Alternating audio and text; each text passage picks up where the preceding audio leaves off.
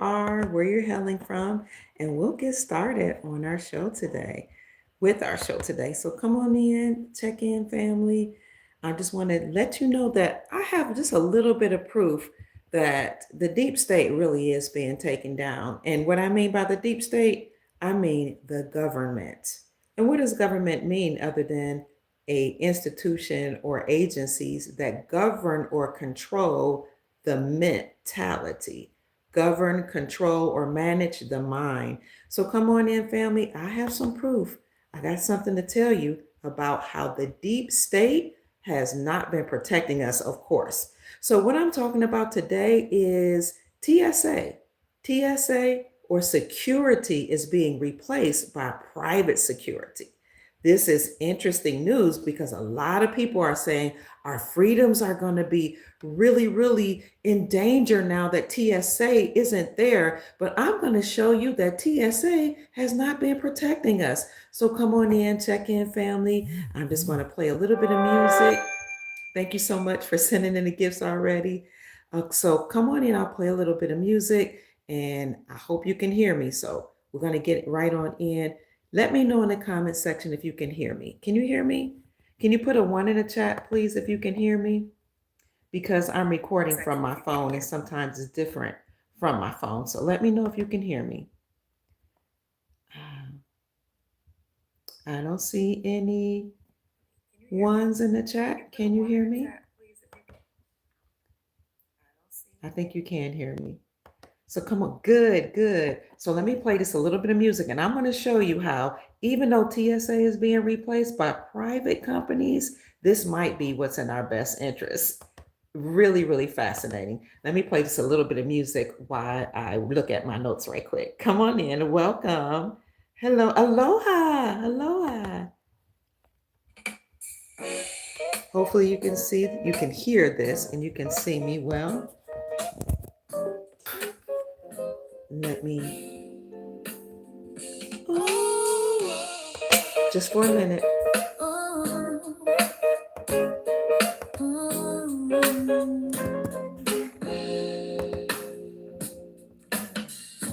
Dr. Kia Pre, shining wisdom's light, teaching soul tribe how to see through the night. Ancient scriptures and bloodlines she knows, spreading truth wherever she goes.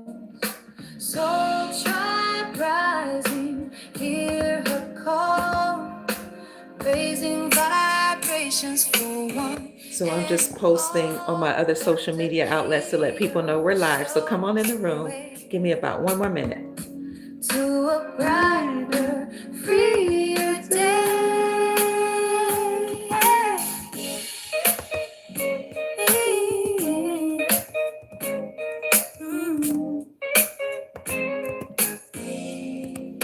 Come on in the room, family. Through her channel, knowledge flows, breaking chains that hold us close, teaching paths to abundance and wealth, guiding others to free themselves. Soul tribe rising, hear her call. Come in the room, family. Raising vibrations for one and all. Dr. Kia shows the way to a brighter, freer day. From currencies to investments divine,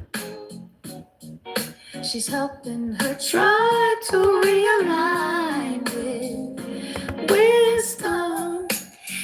Do you feel like I'm helping the tribe to realign? Do you really feel that way?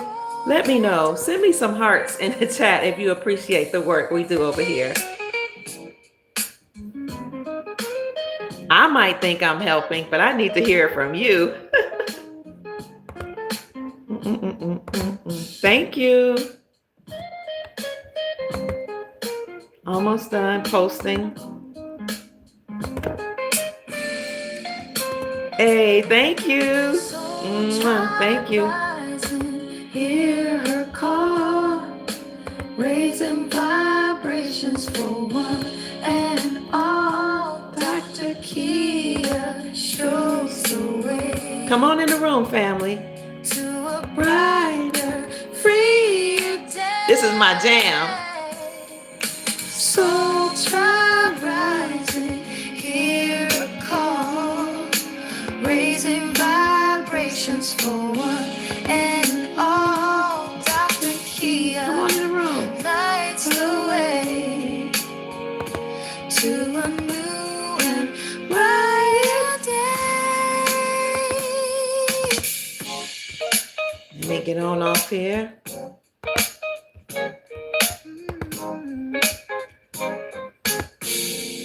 All right, let me get out of here. Thank you, Soul Tribe, for chiming in. Thank you for all the hearts. I appreciate you all so much. I say all the time, if it weren't for you, I wouldn't be relevant, really. So you can think you have a purpose all day long, but if there's nobody listening to you, what does it matter? You could think that you have a message, and I do feel that I have a message, but unless you tell me that the message matters, it doesn't matter. So 1 minute, family, I just wanted to let people know that we are live because a lot of people just don't believe that something is really happening in terms of the government being shut down or in terms of our freedoms being restored or returned. But I want to tell you, these people that were in power were just taking such advantage of us. It's egregious what they were getting away with. It's horrible. 1 second. Let me see if I can get, okay, here we go. Yes, so I think everybody now knows that we're live. So I'm going to get off of all these other social media platforms. Hold on 1 minute. I just needed to send a link to people, let them know that we're live because I think this is important. So let me set this phone down. And I'm going to make sure I say hello, everybody. Welcome. I'm happy to have you today. Happy Friday. Yay! It's Friday. It's Friday night and I feel all right. The party's here on the west side. But anyway, it is Friday night and we have some good news because things are changing unbeknownst to most people. What I came to see, and I'm going to show you a video of a person who talks about and publishes or announces all things that occur in Florida. This person lives in Florida, in Southern Florida, so he reports on what's happening in Florida. And one of the things that happened is that Tampa Airport, one of the airports here, and of course in America, has decided to replace TSA, Transportation Security Authority, with private companies. Now, before 9/11, private companies were making sure that the checkpoints were okay. Nobody was bringing in weapons or trying to bring in laundered money. Nobody was bringing in children. And they were doing a phenomenal job. But after, I should say 119, read it backwards, when that situation occurred at the Pentagon and at the World Trade Towers, after that, then all of a sudden the government said we weren't safe. They needed to infringe upon our freedoms and have surveillance cameras. They needed to frisk us and make sure we weren't bringing in any type of weapons of mass destruction or laundering money or harnessing or harvesting children or bringing children across the airways. They wanted to make sure we weren't trafficking any humans, women, children, boys or girls, or any drugs or anything, right? Because after 119 happened in September, oh my God, it was a threat to our national security what these other people were doing to us. How dare they do such a thing to us, the government said. Therefore, they had to do something. So they replaced the private security with TSA, Transportation Security Administration, government workers, meaning that now taxpayers had to pay government workers to frisk us, surveil us, and check us to see if we were a threat to America at the airports. And what we discovered as we went through those horrifying transitions was that they were molesting us by touching all over our body. They were discriminating against women with Afro textured hair, forcing us to bind our hair up. We couldn't wear it out in afros. And whereas other people that had naturally kinky hair, or if they had roller sets, if they weren't melanated people, they would go right past. But God forbid you be an Afro textured woman with an afro. You could be sent back and told to braid your hair or pull it back. All because we weren't safe, because 119 happened. And when 119, read it backwards, happened, oh, they said we could carry threats, weapons in our Afro textured hair. Or you might put something in your trousers. Or if you were a male of any ethnicity, you might try to put it underneath your body parts, your private parts. Remember that? So they started molesting us and utilizing TSA to do it. And not only utilizing them, but utilizing our tax dollars to fund it. But well, what have we here? Something new is going on, my friends.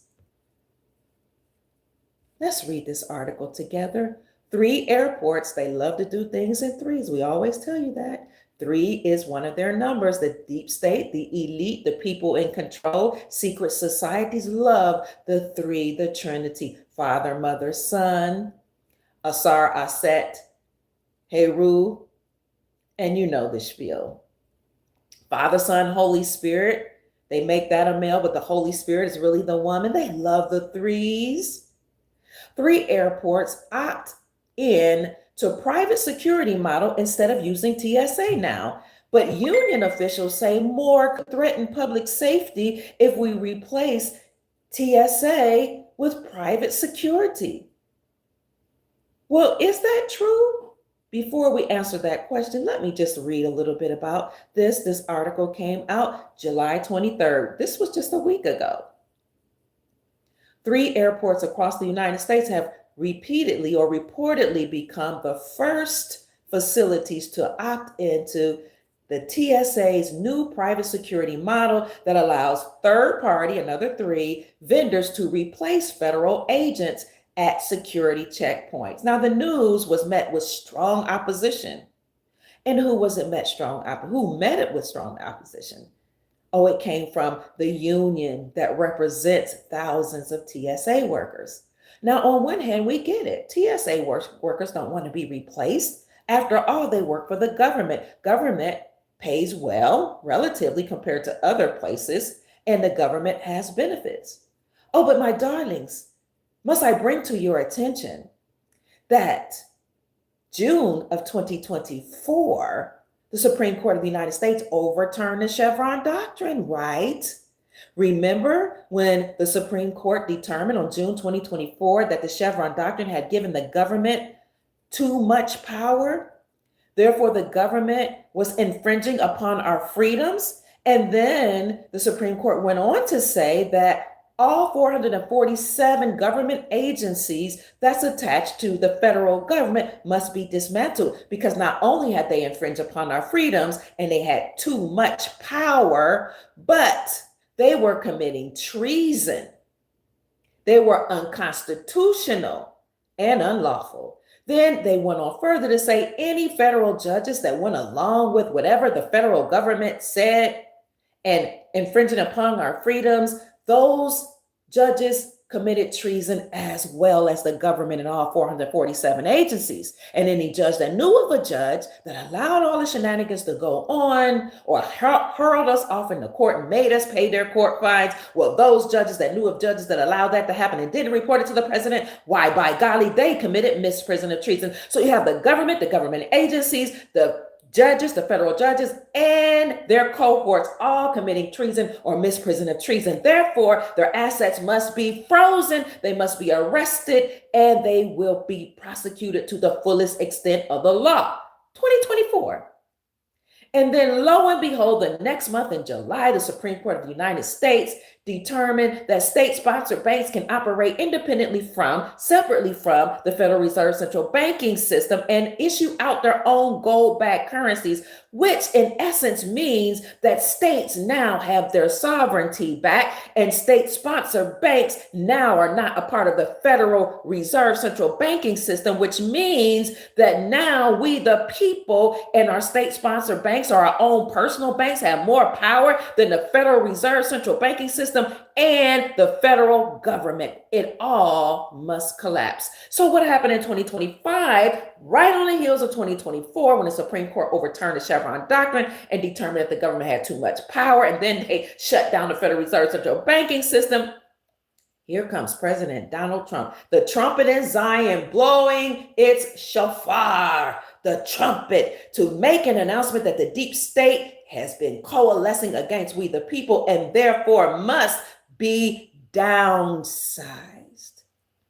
And that's why President Trump came in January 2025. He created a sovereign wealth fund comprised of stocks, bonds, real estate, rare earth minerals, precious metals, money from taxes and tariffs, and put it in a trust and said, this trust fund guarantees that all American nationals are now trust fund babies. That money will be injected into the society in our nation. It will fund humanitarian projects. It will go to each individual as an allotment of money, now known as universal high income. It will take care of the infrastructure in America, and it will be put into other investments to bring in more money for we, the American people. He did that January 2025. Then he issued out in that 1 year alone 225 executive orders to take down the deep state.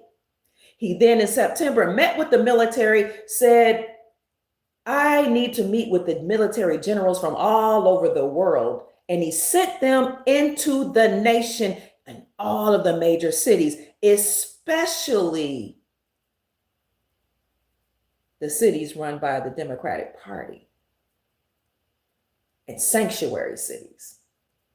He cleaned up domestic terrorism and some of these rogue gangs that we have here, are national American gangs, but he also cleaned up the foreign nationals with their militia, their MS-13 gang members, their drug and trafficking and money laundering, human TSA trafficking. He cleaned it up, and they're still on the grounds, the National Guard is. So be mindful that the news I'm going to report to you today is just a little bit of a hint of why this country might be soon shut down, and even the world.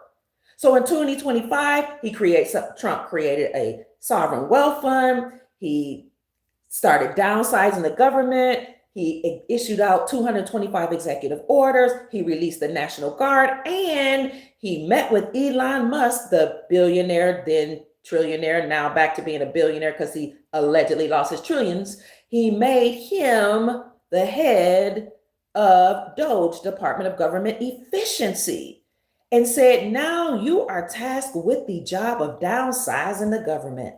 Why? Because the government is unlawful, unconstitutional, treasonous. Remember? I mean, we didn't need the Supreme Court to say that, but they said that in 2024, and they determined that as such, the government must be downsized. That means these jobs that the government created now must be dismantled all across the board. 447 government agencies. Why do you need 447 government agencies to govern or control you or your mind? Govern, control, manage, the mind. You don't. We don't. So 2025 alone, hundreds of thousands of people were let go from the government. They were either asked to take early retirement, forced to resign, or fired. But that's been going on all along. You can look at resignation.info, and we've been reporting about that for the last 10 years. You'll see forced resignations all across the board. Prime ministers all across the world were forced to resign early, retire early, starting way back in 2016. CEOs of banks, CEOs of corporations, not just in America, but all across the world, were forced to resign This has been going on for the last 10, 11, 12, 13 years. But now people have a growing awareness that the government is the enemy against we the people. Some people just needed to hear that the Supreme Court overturned the Chevron Doctrine. The Chevron Doctrine had given the government unlimited powers and anytime or expansive powers. And anytime you tried to challenge that in the courts, the federal judges would say, no, you got to do whatever the federal government says, any of the 447 agencies, because they're the experts. I agree. Trump is the liquidator. Thank you, everybody, for joining us. So let's get to today's news. 3 airports across the United States have reportedly become the first facilities to opt into TSA's new private security model that allows third-party vendors to replace the federal agents. What are those 3 airports? And I would encourage you to look them up and see why these 3 are the first to opt into private security. Tampa International Airport in Florida. Maybe Florida was a gateway for people who were coming from Central and South America. Who knows? International airports. Tampa International Airport, Charleston International Airport in South Carolina, and Des Moines, Idaho, Des Moines International Airport in Iowa, they all plan to transition to TSA, what's called a new Gold Plus program. Didn't we tell you that they were calling the corona in 2020 corona for a reason? Because corona means crown, as in the crown chakra is being activated, as in people are having a great awakening, as in Christos consciousness is coming back to us. We're having awareness that we are this Savior for whom we've been looking. Corona was used because corona means crown, as in Christos consciousness awakening, as in the second coming of Jesus, as in the trumpet Donald Trump will sound to awaken the people. It will be sounded by Michael. That's why the movie Michael came out. Michael the archangel is going to blow the trumpet in Zion. You'll have a second coming of Christ consciousness, or second coming of Christ. The Christ chakra will be awakening. The dead in Christ will rise up to ascend with Christ. The unawares, they'll arise first. The people going to wake up, and then we which are alive and remain shall be caught up with them to meet them in the air. We're all ascending in consciousness. Crown, not only as in the crown chakra being activated, but crown as in gold. We've come into a new golden era where we'll use gold now as money or instead of money, and we'll use gold to heal the planet. This is why Donald Trump talked about a golden dome. That's why people being deported, if they need to come back and start a business, they have to have a gold card. And now we have a Gold Plus program. According to July 22nd reports from the New York Times, these 3 major international airports will be using this Gold Plus program to replace TSA with private companies. Tell me if you think having a private company could work on our behalf or to our benefit. The public-private partnership first announced in a mass email to TSA staff. Look, they're not giving people letters. They're not giving them time. They're just sending a mass email. This came out in May. They got the email in May. We're getting the news just 3 days ago. It aims at modernizing aviation security through tailored security screening services unique to each facility's needs and space. So we only have 3 now airports that are using this: Tampa, Iowa, and South Carolina, but others will follow along. And the article goes on that says TSA will maintain oversight into the operations, but the agency says the program will enhance security.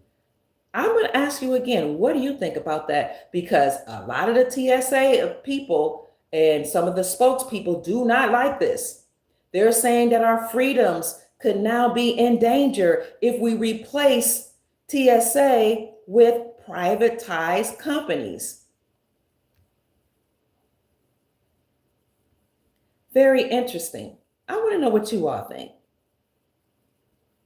It has private security, somebody says. Beautiful.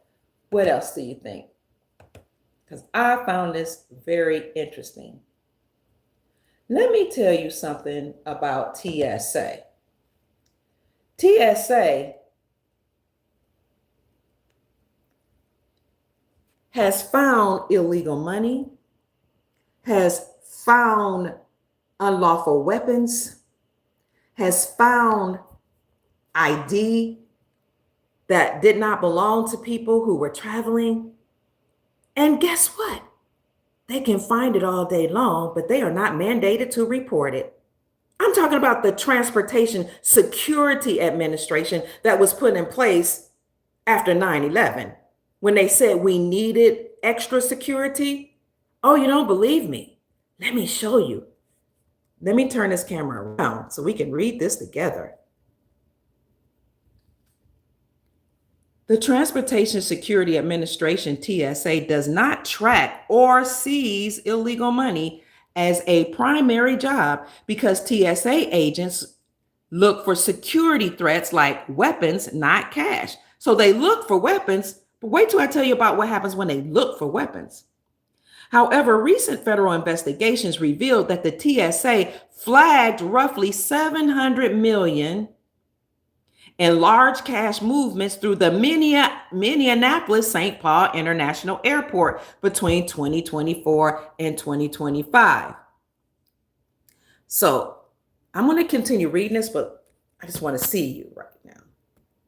Thank you. Somebody said her name is Beauty.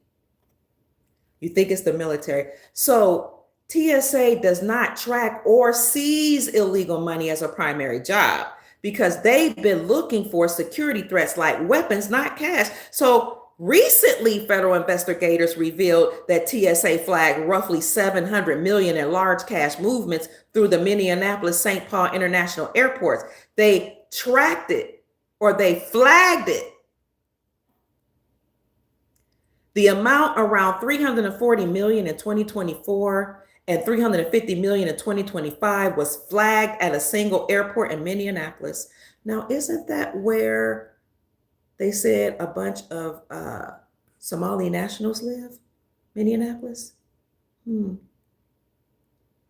So how did they flag 340 million in 2024 and 350 million in 2025 flagged in Minneapolis? Because maybe, and we did do some investigating, that money from Minneapolis was going to Somalia.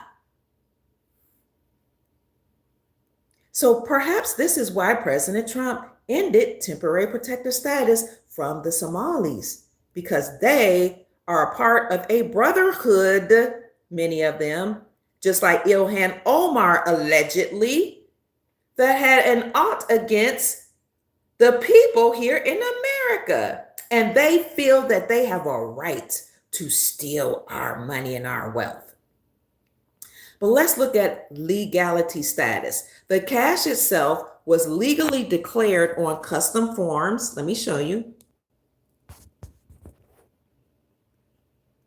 The cash itself was legally declared on custom forms when required for the amounts over 10,000, meaning that TSA and custom officials did not immediately confiscate it or make arrests at the gate.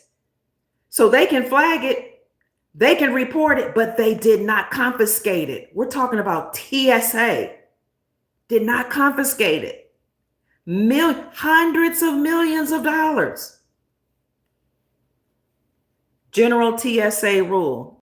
The TSA's official job is passenger safety. If agent spots large amount of cash, they notify law enforcement agencies like Homeland Security or the DEA, who then handles any separate currency seizure or criminal investigations. So they can flag the money, they can report it, but they don't confiscate it. And then they turn it over to law enforcement like Homeland Security, who handle separate currency seizures or criminal investigations. But what we found is that the handling was not confiscating the money. So there was hundreds of thousands of dollars per year confiscated at airports, major airports, not confiscated, flagged, but not confiscated, who would be laundering or bringing across the airports hundreds of thousands of dollars. You and I can't even bring in 10,000. Wasn't it Dr. Sabi who was alleged that wasn't he arrested and allegedly died? I think he did die because I talked to his daughter. Passed away for having $10,000. But you have illegal foreign nationals and some legal citizens here in America that was laundering money and children and drugs across airports. And even if the money was flagged, it was not confiscated. Even if ID was flagged, it was not confiscated. In fact, TSA was tested. Undercover red team tests by the Department of Homeland Security recently under the Trump administration found that TSA, or Transportation Security Administration, screeners failed to detect weapons, fake explosives, or prohibited items in roughly 95% of the trial cases in 2015 and beyond, and about 80% of trials in the subsequent 2017 covert operation. So 2015, that was actually under Obama's administration. 95% of the tests to see if TSA was catching, what they would do is Department of Homeland Security would stage transporting weapons and fake explosives and other prohibited items to see if TSA would catch them. In 2015, 95% of them failed. And then 80% or more in these trials failed 2017 after Trump came back. They tried to get a little better. But these covert operations just let us see that TSA, Transportation Security Administration, they weren't protecting anybody's freedom. They didn't confiscate the money. They didn't confiscate weapons. In fact, they just let it pass on through. And if they did flag it, they still didn't confiscate it. They might have reported it, but nobody confiscated it. Why? Could it be that the Transportation Security Administration, the government, really didn't have our best interests at heart? Could it be that they were working with the Chinese Communist Party and these other foreign nationals, like the pirates in Somalia that we've been hearing about all our lives? And we just came to figure out that they were telling the truth. Remember when President Trump uncovered what was going on in Iowa and Minneapolis? How people from that continent, in that part of Africa, Somalia, were claiming that they were using federal dollars and money to fund daycare centers and child care facilities, only to realize that there were no daycare centers or child care facilities. And now we know 350 or 340 million plus dollars were being confiscated from America back to Somalia, and God knows how much else money has been confiscated from these American lands and taken, not confiscated, but flagged. How much of it has been laundered across the airwaves? How many children were allowed to be taken from a mother's arms or a father's care away from them and trafficked to another part of the world? We've always wondered, how is it that any child 2 years old and younger can fly without any documentation, without any proof that the adult who's bringing them is their parent? I always like that was a little suspicious to me. Did anybody else feel a little funny about that? If you had a child that was 2 or younger, you could bring a child, didn't matter if it was yours or not. You needed no identification to say that you were a guardian, a parent, a grandparent, or nothing, no relations to the child. It's because this whole operation, family, has been illicit, illegal, egregious, horrible, complicit with grape, trafficking, and laundering.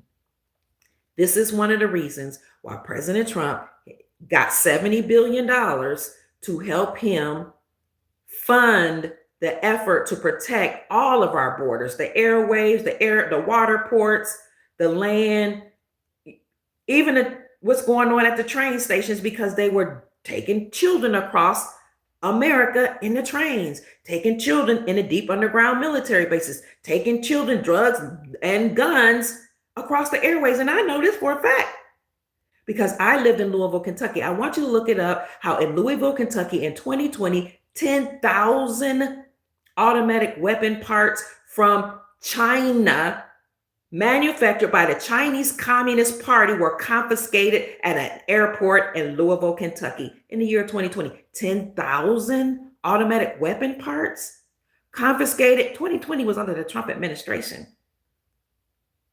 This is just a small snippet of what's been going on.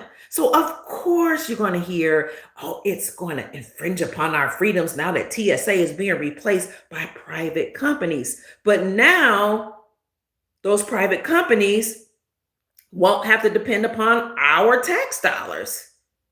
And maybe you can own one of those private companies that will protect us and our freedoms. So I just wanted to bring this breaking news that it is true that the deep state is being taken down, even at the airports. President Trump got $70 billion to fund his efforts to beef up security, Homeland Security. It was Homeland Security that found that TSA screeners failed to detect weapons, fake explosives, and prohibited items. They failed 95% of the time. If you fail a test 95% of the time, baby, you're not doing your job. You need to be fired effective immediately and maybe even arrested because you're not protecting us. You even flagged certain things that was illegal and you allow it to go through. So they can flag it all day long, but again, it's not their job to confiscate it. And they didn't. Thank you. Somebody says like 2019, Rumfield, 9.1 trillion went missing via the Pentagon. Good evening, darling. So, oh, what'd you say? $3.2 trillion were missing. Privatize our Trump's rich buddies, please, somebody said. I really don't care who the privatized people are. If they gonna protect me from bombs and threats, I don't care. They probably can do a better job than TSA where people's tax dollars are going. But if you don't like that, then why don't you create a security team and get a contract with the airports? We love to complain. We love to say, oh, please, it's not really happening. But what are you doing? Do you have a company? Have you created a foundation and then put your foundation in a trust and protected your foundation and then contracted with the airports because the government doesn't own the airports? So at some point, it would be great if we stopped complaining and start researching and utilizing our energy and our dollars or our wealth to create something to combat the breach of security and the enslavement that's been happening on the planet. If you want to know how to start a business, then, I got this bank.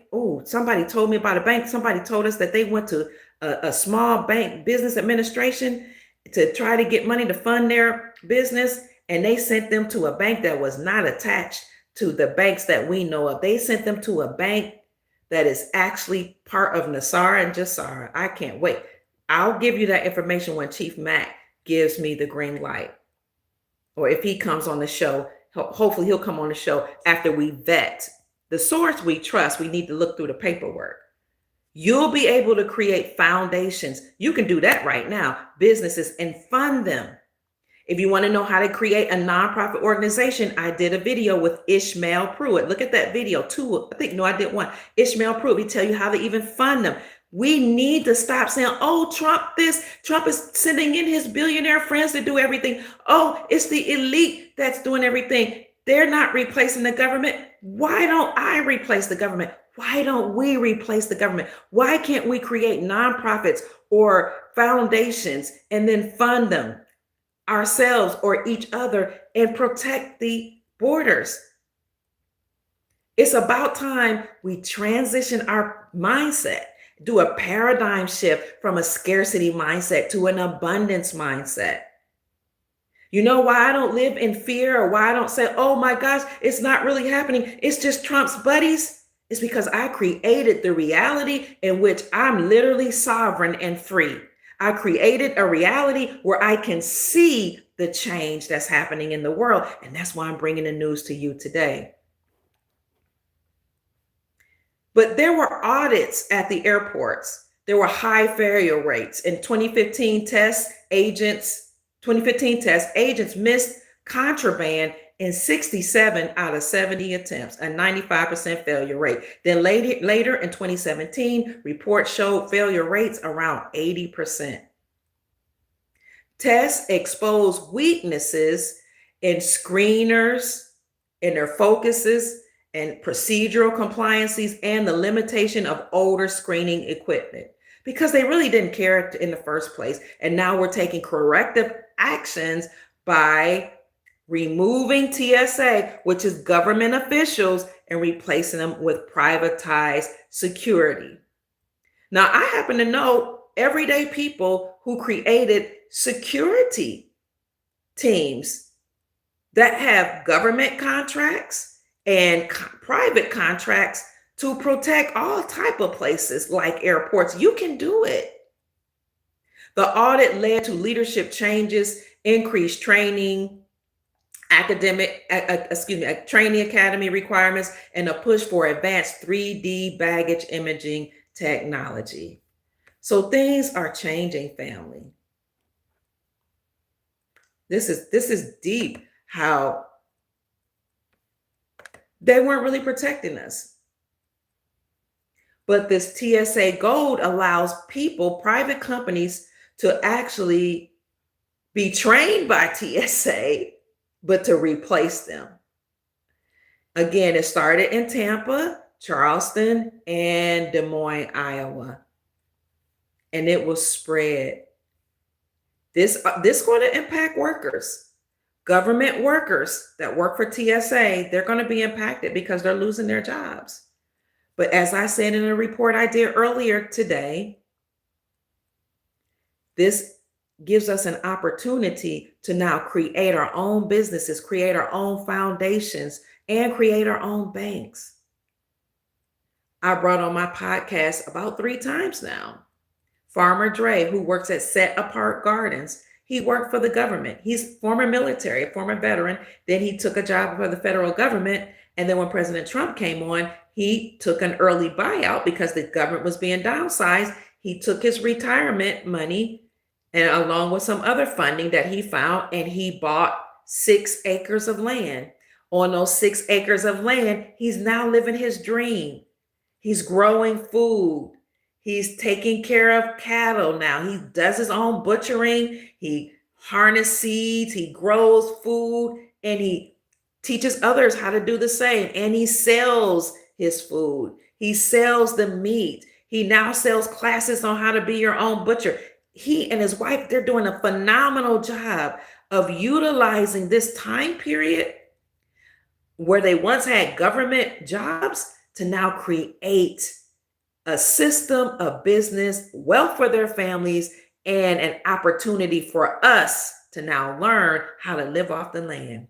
There's so many stories of people who have been downsized by the government or who lost their jobs, their corporate jobs or their everyday jobs, that now have the opportunity to hone their skills and create businesses and foundations and utilize them to help the masses. The deep state is being dismantled. But now what are we doing? Because I can report the news all day long. You all can report the news and tell all the people all day long about this good news. But what are we doing in the interim? And what are we doing about the problem where automatic weapons were being carried across the airwaves and being brought from other lands and taken to other lands, where money has been laundered in to America and out, drugs the same way, people the same way, laundered in or trafficked in and out. So when President Trump talks about taking a hard stance against legal and illegal immigration and migration, it's because whether they were legal or illegal, a lot of them were trafficking drugs, money, children, and weapons. While they were making it seem like only crime that was going on in the big city by indigenous people or people that were living in poverty was the deal. It wasn't just that. Who was giving them the money and the drugs and the children and the automatic weapon parts to traffic? The government, while TSA, for the most part, covered their eyes. Well, now the lid has been blown off and the covers have been pulled. What's done in the dark will be brought to the light. And now here we are. Good morning.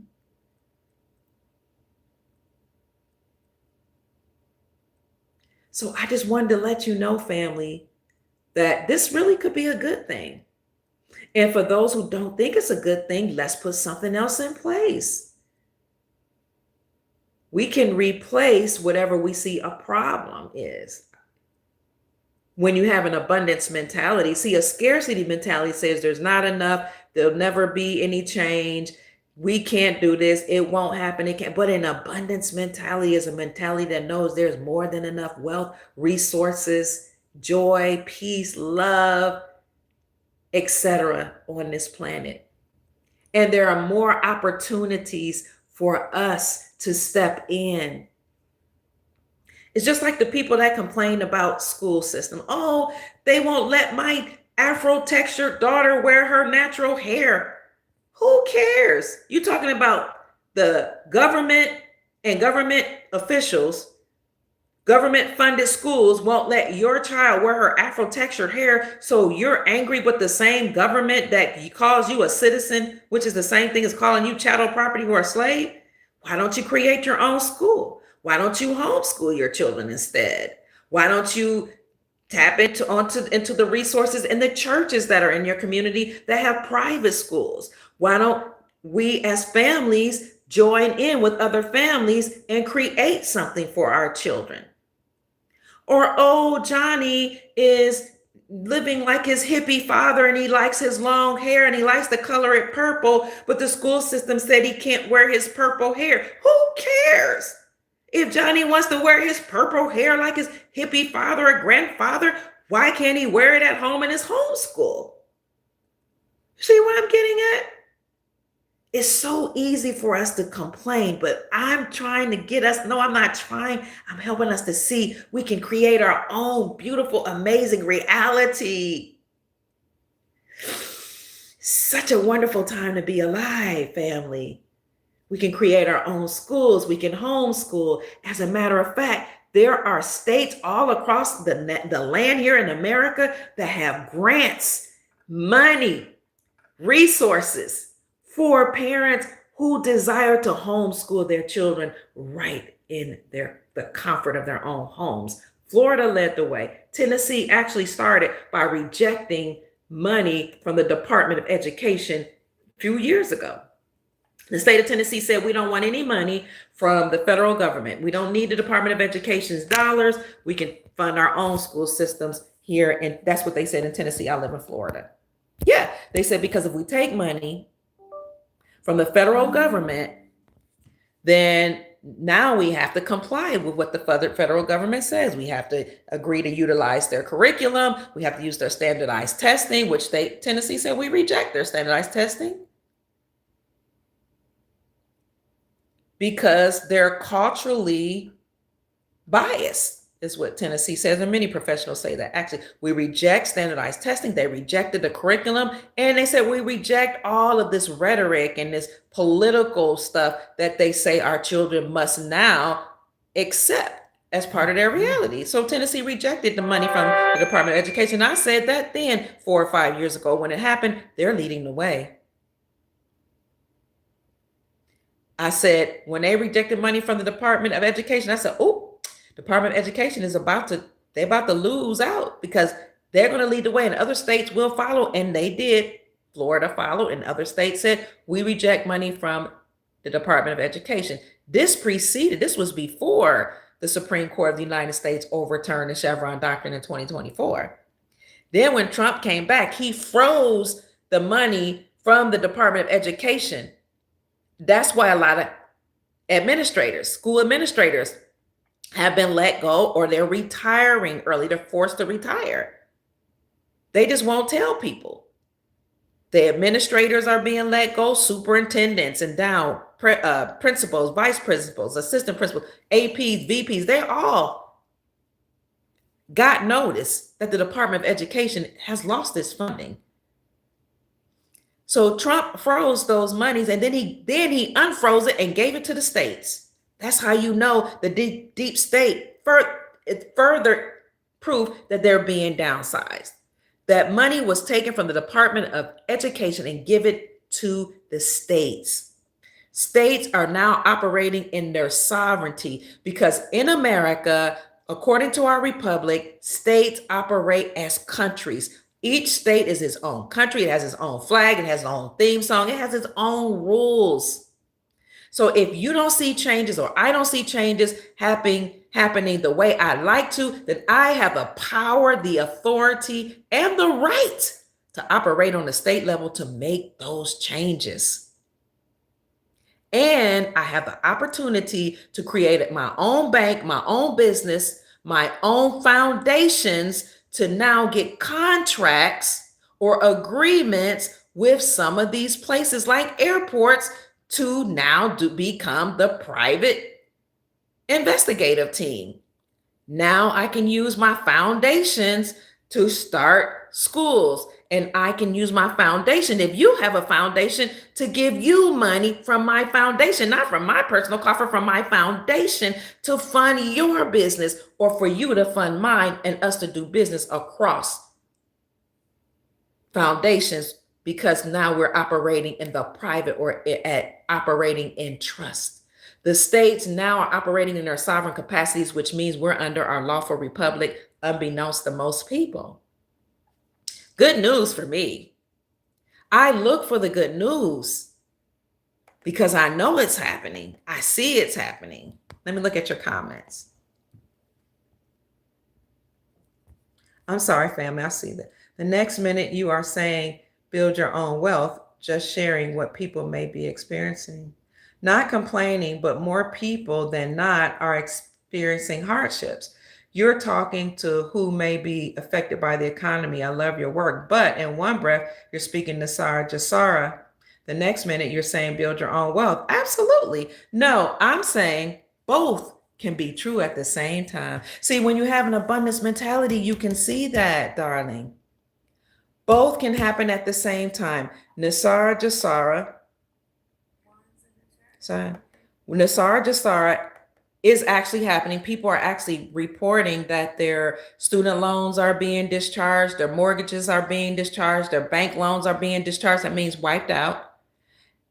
And people are accessing monies through Nasara Jasara sponsored banks.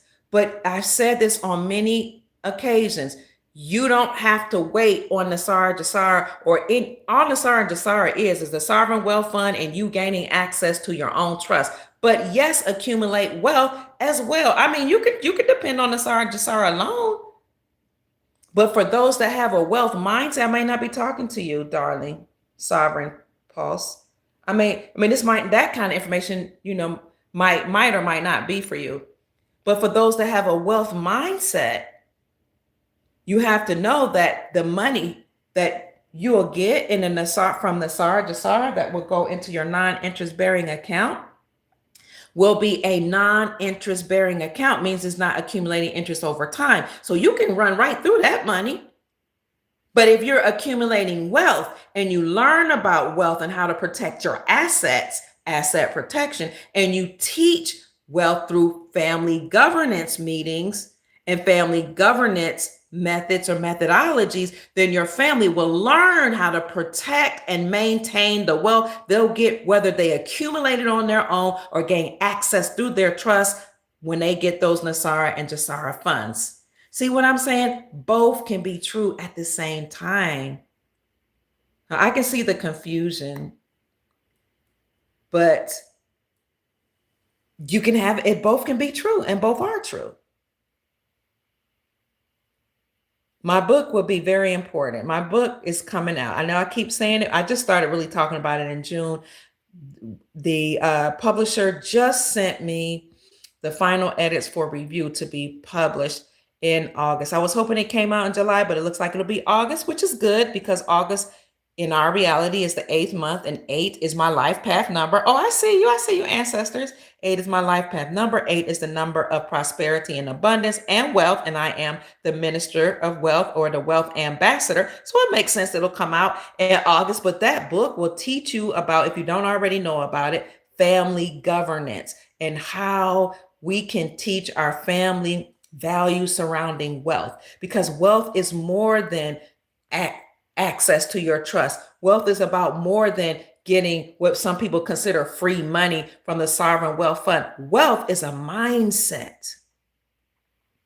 Wealth is about abundance and surplus, whether it be abundance and peace of mind, abundance in time. We talked about that earlier today. Abundance in energy, abundance in family relationships, abundance in human resources, abundance in precious metals, abundance in land. Nasara and Jasara does not guarantee you land, right?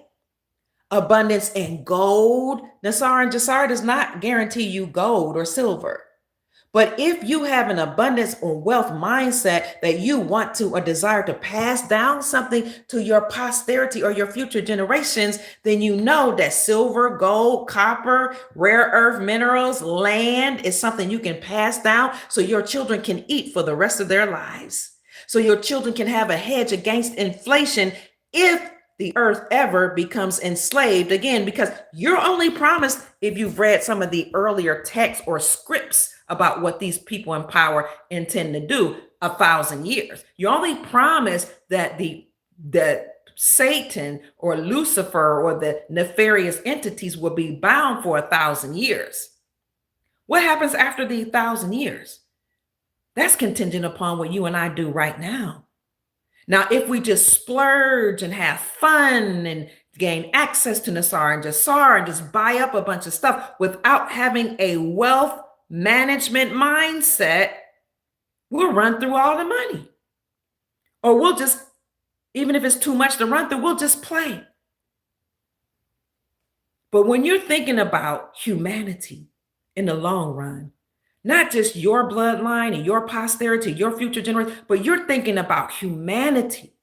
You have a love for people. You have a love for the planet. You have a love for the animals. When you have a genuine love for people, animals, plant life, all of that in abundance, you want to see everyone thrive, everything on the planet thrive. So you'll do what the ancients have done. You know how everybody's waiting on the St. Germain Trust, or people are waiting on the Rodriguez Trust, or they're waiting on the King Solomon Trust, or they want me to come hurry up and get Sister Princess Elizabeth back on to talk about where she's going to trigger all these trusts that will inject trillions of dollars into the economy so we can all be free and we can all have money. You know how we've been talking about that for decades now, where those people were the people hundreds and thousands of years ago that were in a position that you and I have today to accumulate wealth. And they did it not just for their posterity and their bloodline, they did it for humanity. They earmarked a portion of their wealth to liberate humanity. So this is why I talk about accumulating wealth and Nasara and Jasara, because both are true. When you love humanity and you want to see your future generations thrive and you want the earth to continue to flourish, you, as the steward of the earth, will do your part to accumulate what you can so you can take care of the people while you're here and you can take care of them after you transition to the other side. See, this is what they don't teach us. They teach us to live in the moment. They ask you, what's your plan for the weekend? What's your plan for the morning? What do you plan in the next 5 to 10 years? Whereas some families make sure they have plans for thousands of years ahead. Certain bloodline families, like Japanese companies and families, and others, and the Philippines, the Rodriguez Trust, those are Philippines that have been accumulating wealth for thousands of years, hundreds, some say thousands. The King Solomon Trust, yeah, King Solomon, his bloodline married other bloodlines, they accumulated wealth that's going to be injected into the global economy. So I would encourage us to, I would say, know what your values are, and whatever your values are, that then do that. And anything that I present on my channel that aligns with you, do that. Anything that doesn't align with you, I can appreciate. Don't do that. Only do what aligns with you. So yes, we're going to have both. We're going to have wealth from Nasara and Jasara, and we'll have wealth if you're interested in, in investing in stocks, bonds, real estate, right? Because why not invest in real estate at some point or another? Because if you have land, you can build on the land, not just a place for shelter for yourself, but shelter for many, many generations. You can have multi-generational living right on 1 or 2 acres of land, or less even. You can do it in under one roof. They have this new thing out, or relatively new, called barndominiums, where people are building what resembles a barn, but it's actually shelter for people, and they're open spaces. They require less or fewer materials, and it costs less to build. And when you think about that and you consider how it's costs less to build, you can create or build multiple barndominiums on 1 acre of land for many generations. And then you will have different homes there. You can have cattle there. You can have your dogs and all your other animals there. You can have farmland there. You can create businesses on the land. You can do all type of things. Depending on whatever type of businesses you do, you can also get government grants. You can ask people to donate. People have philanthropic causes for people who have land, who grow food, who have cattle. Oh man, we could just open up our mind to a world of amazing opportunities as it relates to abundance and wealth. So think about land. If you have, I know people say some people are hurting, but you have extra cash, or if you pull money out of your 401k, you can roll it into gold or silver. You can roll it into land. These are hard assets that appreciate over time instead of depreciating like United States dollars and anything attached to it. You can utilize that to come out of debt. Even though Nasara and Jasara is going to happen, some people are like, I'm not waiting on Nasara and Jasara to save me. I'm going to get out of debt myself. Join my private group. We have an economist that came and taught us how to get out of debt. I had a credit repair company. I've taught people how to challenge things on their credit report, how to call collectors if that's your value system, and negotiate paying half or only paying 60% of the debt, and then have them to, when I pay for delete, having them to delete it off your account. Or you can write a letter to tell them, write a letter and give these credit bureaus 30 days to take it off your account, because all of these things on your credit report, if it's in collections, it has not been validated. They can't prove it belongs to you. They don't sell the original contract with your wet ink signature. They just sell the debt, some numbers on the screen, and say it belongs to you. But if they can't prove it, according to the Fair Credit Reporting Act, Section 609, that it belongs to you by providing the original contract with a wet ink signature, then guess what? They got 30 days to remove that from your credit report, and they have to do that because that's their rule.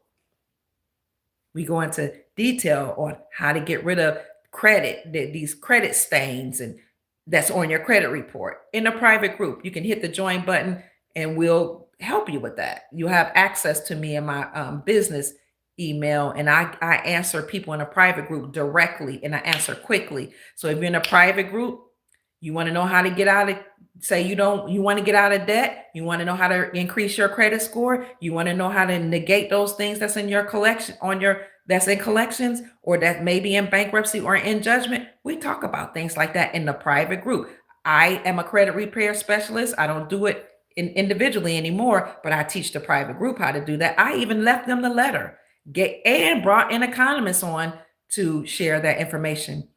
We talk about investing in silver, investing in gold in the private group. We talk about also investing in certain stocks that likely won't crash through the stock market collapse. I said likely, I can't say it's a guarantee, but it's more likely because these particular stocks are important. And even if it take a dip, it's going to go up most likely because we're transitioning from bonds and a debt-based society to one that is now contingent upon real hard assets. We talk about investments in our private group. We talk about foreign currencies, what's happening in foreign countries, which foreign countries are actually asking for American investors like you and me to invest in their economy, to invest in their stock market, to invest in their currency, to invest in their countries. We go into detail in a private group. So hit the join button if you're interested. And on tomorrow, 10 o'clock a.m. Eastern Standard Time in a private group, we're going to bring on an economist, and we're going to bring on a financial advisor to talk about certified people, okay, to talk about whole life insurance, other insurance, to talk about utilizing different methodologies to accumulate wealth or to transfer the wealth that you have. So I hear you. Some people are hurting, but if you have a cell phone and you can afford a cell phone bill every single month, you probably have a few dollars to invest in foreign currencies, honestly. And here's the thing that I've noticed about most people, not all people, most of us are in a predicaments that we're in today based on the decisions we made yesterday. Because when everything was good, when everybody was eating well, when the economy was thriving, when people were partying and living it up, there were some people in the background saying, prepare, prepare, prepare. There were some people in the background saying, put aside toiletries, put aside money, take some cash and put it aside and pay yourself first. There were some people that were saying, protect what you have. But the times were so good that some people didn't listen. But those that did listen found themselves to be in a better position. Almost every single person that I talk to that's having, not everybody though, that's having a hard time, might have made one or two mishaps or miscalculated certain things, so that now we're in a conundrum. I'm not blaming anybody. Things happen, situations happen, people lose their jobs, government gets flaky. But I will say we were never supposed to be dependent upon the government anyway. So yes, I talk about accumulating wealth, because if you accumulate wealth, you'll be able to take care of your own family, your own community, your own tribe. You won't be dependent upon the government. But see, this is what I mean. We became too lax. We left our lands. We left our farms. Some people will say some of the farms were stolen from us. Then we went to the city. We worked for the city. We had big fun. We partied. Some people partied. I'm not a partier. Some people partied. Some people misappropriated their funds. We had so much fun. We miscalculated. We thought the government was always going to be around. We thought the government jobs would be around. We thought the government benefits would be around. Oh, you had people that got so comfortable getting government benefits that we didn't prepare for the future. I told one of my children, I think it was my son, I said, imagine if all the people who were living on welfare had said, I'm going to utilize this time where I have free housing to save a little money. I'm going to utilize this time while I have free daycare to go to school and get a trade. I'm going to utilize this time while they're offering free daycare to get a college degree. And some people say college degrees don't matter. Mine does. And if it didn't, you wouldn't be here listening to me. Imagine if some of us had taken our resources and we put it into something and let it grow over time. But what the people in power did, they put music into our reality that taught people how to party. They put movies in our reality that taught people how to waste their time and their energy. They put all this bad stuff in our reality to teach people how to only focus on their sacral chakra and sex, sex, sex, party, party, party, have fun, fun, fun. And then implemented remedies for having all this sex. You can get pregnant and have an abortion. You can just use birth control and just have as much sex as you can, and then have as many babies as you can, live off the government, or unalive your babies. And a lot of people weren't utilizing our wisdom. A lot of us are in a predicament we are in based on the decisions we made. And nobody wants to tell us that because we're too concerned about people's feelings and we're too comfortable blaming the white man, white supremacy, and the government. But if families had stuck together and people had worked together like our families did right out of so-called slavery, we wouldn't be in this predicament. Because right after the Great Depression, people classified as Black was doing all right. Right after slavery, we had more wealth than we do today. But we bought into the lie that we don't have to stay home beyond 18. We bought into the lie to kick out our children at 18 years old. We bought into the lie to leave the farms and leave the family and go off and have big fun. And now we're dealing with the consequences, and we want to cry and blame everybody else and ask everybody else to feel sorry for us. Well, you know what? At some point, we have to take accountability for our being complicit in our own enslavement. Now, when we grow up and we say, I've been complicit in making some decisions that maybe I could have done differently, that's when we'll do a paradigm shift and say, I take ownership of my life because I'm the captain of my life. I'm the creator of my reality. I am God, the scripts say. Meaning I have rule, reign, and control over my own life. And if slavery is existing in my life, then that may be because I agreed to the enslavement. Some people figure that out. The moment we make up our minds, the universe will conspire to assist us. The moment we make up our minds, I'm God, I control my own life. That's all that means. I am the Messiah for whom I've been looking. Messiah means the anointed one, the chosen one. That's it. If you are anointed, chosen, or set apart for a particular mission, if you've been selected to do a certain job, or you chose yourself, or you desire to come into this reality to utilize a skill, to utilize a gift, that means you're anointed. You're set apart. You are a Messiah. You are a Christ. You are the Christ for whom you've been looking. And the moment we wake up to that reality is the moment we'll stop blaming everybody else and take ownership for our own lives. And then when we wake up and we agree to, I am God, I do create my own reality, I do have dominion, and all power in heaven and earth is given unto me, then the universe, the whole multiverse, everything and everybody around you will bow to your command. You talking to a woman that was raised in the projects of Cleveland, Ohio, I was born to a 15-year-old woman and a 17-year-old man. They were still teenagers. But my mother never allowed me to call myself Black. She never allowed me to watch movies about slavery. She never allowed me to watch television. She said white people can make C's and get ahead. You have to make A pluses, make them. And I did, because the higher the expectation, the higher the achievement.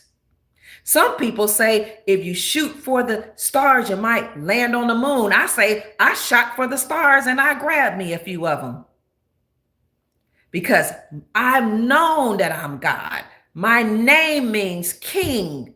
My name means wealth. In Persia, literally it means king, regal, royalty. The foundation in Cherokee is my name. So I was born of a young woman at 15, she dropped out of school in the 10th grade to give birth to me. My father, who was 17 at the time, he was born of good parents, but he went astray and selected drugs, tried drugs one time and got hooked. So, in order to keep up that reality where you on drugs, sorry, Dad, I'm looking at my dad's picture right now. You have a lifestyle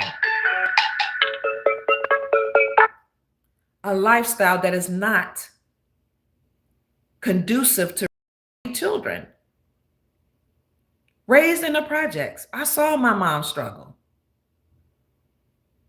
But my mother had the wherewithal, through her search for spirituality, she found systems that taught us to raise above our living circumstances. She learned to eat to live. She changed our diet to eating clean, to juicing, to not eating any salt or sugar, to eating vegetation and fruits. If we ate meat, it was fish on Friday, something like that. She made us read. While other children were outside playing, Lolita Janey Johnson said, y'all gonna learn to read. We were reading before we started school and writing whole essays and critical thinking pieces before we started school for my mother, who was a teenager, dropped out of school. Where she got that? I'm telling you, in her spiritual search, she landed upon the Nation of Islam. She studied a little Buddhism. She studied a little Hare Krishna. I still remember dancing around with Caucasian men who had bald, shaved heads and pieces of hair hanging out, singing Hare Krishna, Krishna Krishna, Hare Hare, Hare Rama, Rama Rama, Hare Hare, in Cleveland, Ohio, downtown Cleveland, Ohio. But as a small child, I looked across all of those spiritual systems and those different places we would go, even the Catholic Church, and I selected the good from each one of them. And so did my mother, and we incorporated them into our lives and we utilized them. And my mother said, you will always tell me what you did, not what you think you're going to do or what you might do. Tell me what you've accomplished. And we were never allowed to use the word can't. If you said can't, you got smacked in the mouth.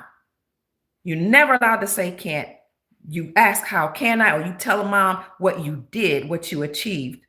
You were never allowed to be slouch in your chair. You couldn't be humpback. No, you had to sit straight up with your head up as if a string was pulled from your head and all your internal parts were pulled up straight, because your posture tells other people how to treat you. If your posture is slouchy, you're slouchy in your finances. If your posture is slouchy, you're slouchy with your energy. If your posture is slouchy, you're slouchy with your eating habits, is the way we were taught. That may not be true in your reality. You had to sit, stand, talk, walk, and do everything correctly. When we wrote essays for my mother, if there was one eraser mark or one mark that was out of line or out of the lines, she tore it up and said, start over again. When you woke up in the morning, you woke up before the sun came up, you did all your chores, you scrubbed the baseboards, you scrubbed the floors, you scrubbed the walls, you cleaned out all of the drawers in your chest of drawers, you organized all your paper, and everything had to be clean early in the morning at the crack of dawn. Then you did your schoolwork for mom. Forget the schoolwork for the school education department. That came after you did work for mom. And we had flashcards. My brother and I had to teach each other math. My mom didn't even know all the stuff we had to learn. We were flashing cards with each other. 9 times 5, 45. 8 times 10, 80. With just one. Now we're good at math. This is before we started school. You're talking 5 years old, knowing all of my multiplications, division, subtraction, and addition. You're talking about reading the encyclopedia. My brother was on my show, Tim Pruitt. Watch the video, Where Are the Good Men with Tim Pruitt. We had to read the encyclopedia. One of the encyclopedias started with Aesop Fables because Aesop, it starts with the A-E-S-O-P, something like that. We had to start from A to Z reading the encyclopedia, that one and the Encyclopedia Britannica. We had 2 sets. And then after we finished A through Z, we had to start right back over A through Z again. And we had to keep doing that throughout our childhood. And we had to read the dictionary, and we had to define the words, and we had to read the newspaper called, back then, the Balanian News. We were in the Nation of Islam, and write critical thinking pieces, not only summarize what it was about, but give our critical thought, how we felt, our reaction to it, and what we were going to do with the information. No television, no outside just playing a running roughshod, but being very, very intentional about what you're doing with your life now and what you're going to do in your life in the future. When you're intentional, it doesn't matter what a government does. It doesn't matter what Trump's billionaire rich friends does or what Elon Musk does or says. What matters is what you do to protect yourself, your children, and your future generations. That's what I'm about over here. I'm very, very passionate about that because there was no room for excuses in Lolita Janey Johnson's house, and she was 15 years old in the projects of Cleveland, Ohio. And I would tell even my children, if you follow what I say, you're going to succeed. Anybody follow what I say, even when I work in higher education, I would tell my students, if you do what I say, you follow the plan, you can help me create the plan, but if you follow it without excuses, you'll be successful. But if you make excuses about slavery, white supremacy, white people, even redlining, all those things that were against us that we don't like, yeah, it's real. It did happen. Yeah, all these foreign nationals came over here and accessed our trust and stole from us and then took it all across the country. But now we're getting all that back and we're taking it back. And I'm teaching us how to take it back. We don't have to wait on the Tsar and Desar. We don't have to wait on the government. We don't have to wait on anybody because you and I are our own saviors. You know what? If we get a marriage culture again, and I'm not talking about getting a license from the state, I'm talking about entering into covenant agreements if that's your value system, and you have 2 incomes, you'll do a lot better than if you just rely on the government because the government is closed, it's gone, it's done with, it doesn't exist anymore.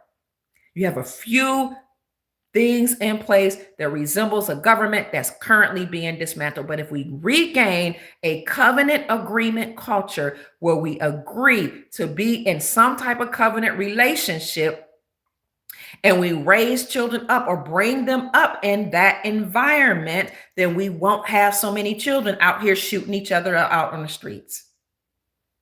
If we have a covenant agreement, and covenant agreements could be that you are the mother and the father of these children or that child, and you work together, even if you're not under the same roof, but you have a covenant. You have a sacred agreement between the 2 of you to raise those children to the best of your ability and to provide them with and surround them with elders and mentors, as Ishmael Pruitt, who came on my show the other day, who can help develop them. So we need to bring back family culture. We need to bring back the tribe. We need to bring back community because this is what's going to protect us from any other type of enslavement that might try to rear its ugly head in the future. I'm talking about accountability. That's what I'm talking about. So I get really passionate about us doing things on our own, us making things happen, us creating a beautiful, amazing reality, us being positive. It's like we have been so used to only the government providing and taking on that slavery mentality and blaming. that we don't even take responsibility for our own self. What were we doing when we had jobs? Were we saving any money? Were we putting any aside? What were we doing with the people that were in our lives that really wanted to build a strong foundation with us? Were we really investing in that? Or were we looking on the outside at somebody else that looked better or had something on the outside that appealed to our base and carnal nature rather than thinking about how we can grow together? See, a lot of us really, we were having big fun. We were splurging our money, having a good time. Meanwhile, blaming a white man for everything, all the failures. But Lolita Janie Johnson, my mother wasn't having that. So that's why I'm the way I am. It's my constitution. It's the way I'm built. Speaking of constitution, I talk about family constitution in my book. What are your laws, rules, and values that you, your children, your grandchildren, everybody in your family espouse? And how can you teach family constitution? Well, we've been living in an individualistic society, so a lot of us don't know what that looks like. Well, it's time for us now to bring back covenant agreements, to bring back contractual. Now that it was contract, I call it covenant, a contract agreement. But I don't like the word con, like con artist comment. I like covenant agreements better than contractual agreements are better than contracts. Bring back covenant agreements. We need to bring our elders out of nursing homes. Nursing homes are closing, family. The medical profession, nurses, nurses assistants, licensed practitioner nurses, LPN, a lot of them are quitting or losing their jobs. And many of them that were recruited from the Philippines, from Africa, different nations in Africa, India, and abroad, they're getting sent back home because while some of them did come over here legally, a lot of them did not. And a lot of them were over here on fake medical degrees, fake licenses. We reported that. We broke that news with Chief Mack about how millions of fake medical degrees were sold here from India. Right? So that's why we have so many misdiagnoses. And who were they practicing on? Everybody. But who were they practicing on the most? The ones who have the highest rates of diabetes, heart disease, cancer, organ harvesting, botched surgeries. Oh, the indigenous people classified as Black. Who had the most hysterectomies? Black women. Why? Because they wanted our wombs and our organs. And a lot of these people from abroad didn't care about us. They were told that we're the derelicts of society, just like the Europeans who came here were told the same thing. They were told that we're 3/5 of a person. Our brains are smaller. We're less intelligent. We're not worthy. We're just worth them doing investigations on. We're just worth them practicing on while they were harvesting our organs. Who have the most cancer diagnoses? And many of them misdiagnoses. We do. Because they needed our genetics. The ones they said didn't matter and were worthless, they're dominant, superior. They're dominant. That's what dominance means. Wait till people realize that there are people right now injecting themselves with melanin and cells from the organs that's been harvested from the women and infusing themselves with blood from melanated people because they want to live longer. And they're trying to transmute the diseases that's in their bodies because they have recessive genetics. That doesn't make them bad or worth less than anybody else. It just means they need the genetic. So these people that came here, these foreign nationals, were given commands to practice on us, experiment on us, extract our organs, extract our blood. That's why the blood banks are in the Black communities. And the churches are funded. Is that you, son? Okay. So all I'm saying is a lot of people that are here in the Americas or that were here were doing all type of nefarious things to the indigenous people. They getting sent back home. Glory, hallelujah. And I don't even think the Europeans care that they're going back home because they've even replaced their jobs and replaced them in a lot of ways. They got to go back home and they can get access to their own sovereign wealth funds and they can live off the wealth and the land that their own ancestors left for them.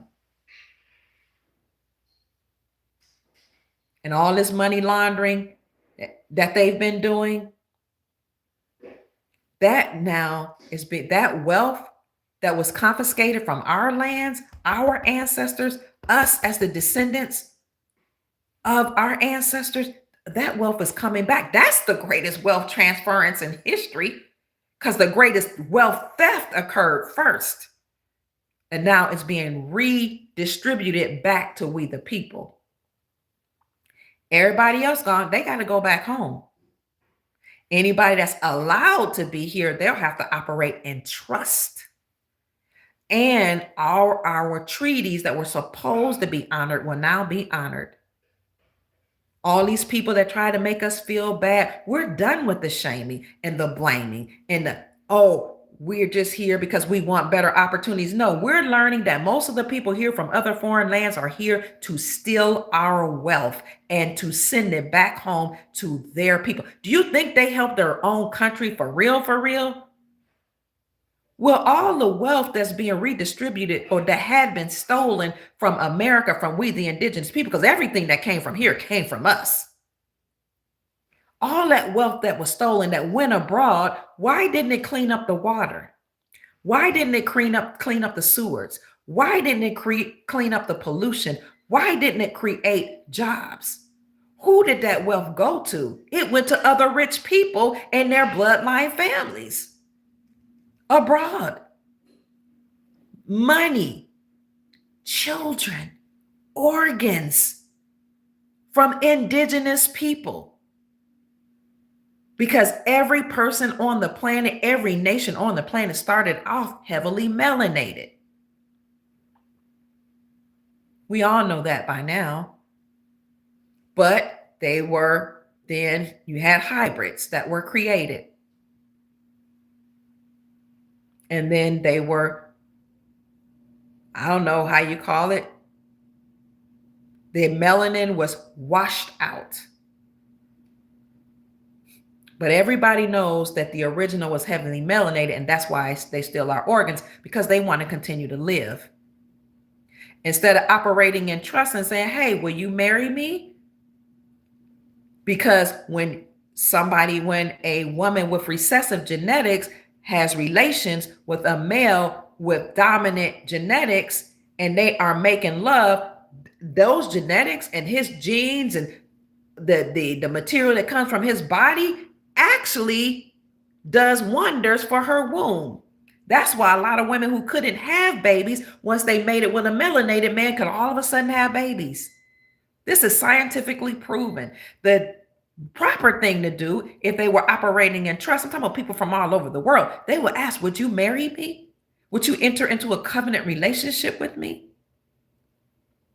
Or they would just take it on the chin that the sun is going to just eventually do its job. Because the sun actually works with what's natural on the planet. If the sun is working against something on the planet, then it's not natural. But instead of stealing the organs, stealing the wealth, stealing the blood from the indigenous peoples all across the world, they could have done something that was more benevolent, but they chose to do otherwise. And now they're reaping the reward for what they did. They're being put in prison. They're having their wealth confiscated. They're being prosecuted, and some of them will face the guillotine. And if the guillotine isn't a firing squad, it most definitely is the sun. That's the Son of God that brings salvation and justice. The SUN is bringing justice on the planet. And if anybody wants to live in harmony and justice, they're going to have to deal with the people of the sun.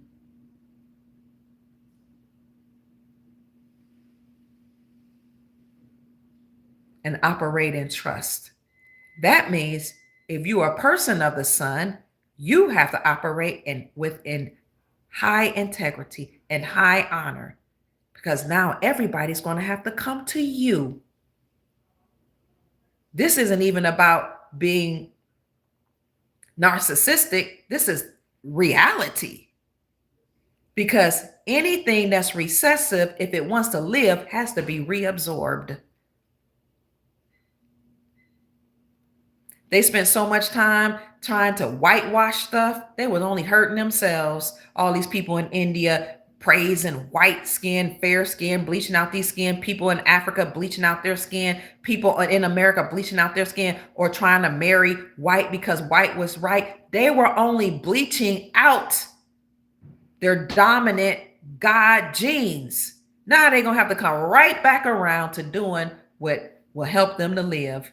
And that's why the president in Spain in 2012 was telling the people in Spain, marry some of these Africans. I command you, he was telling the women, to have babies by them so our genetics can live. Crazy.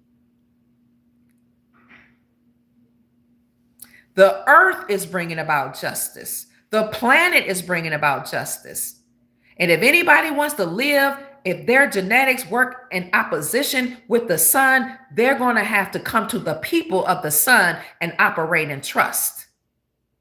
It's just reality. Or live in an environment where the sun will not unalive them, because now we have 2, and some people say 3 suns.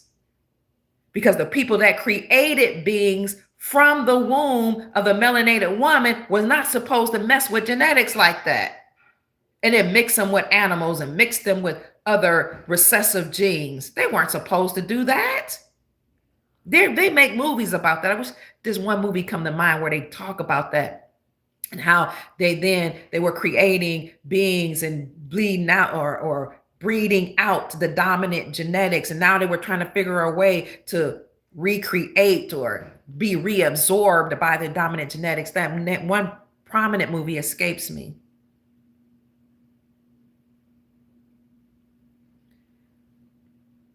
So here we are in a whole new reality where everything is being returned back to the way it's supposed to be.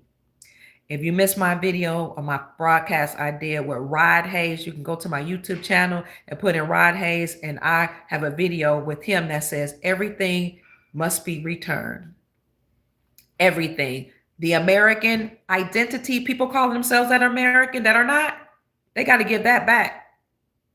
Notice they know who they really are. That's why they put Italian American, Jewish American, Japanese American, such and such American. Whatever they put in front of that, that's what they are. That's where the people come from. That's their nationality. American definition. Look up 1828 Webster's definition of American. The copper-colored races discovered by Europeans, but now applied to Europeans. It could be applied to you all day long. That doesn't make you American. The copper-colored races discovered by Europeans, but now applied to Europeans. That's what an American is. A United States citizen is not an American. I don't care what the deep state called you. They called you citizens. People took on the title American. I'm American. I'm a United States citizen. I was born here. No, baby, you are what your mama is, what your people are, wherever your people sprung from the soil at, or wherever they were created, whether it be in a lab or created, by mating on those lands.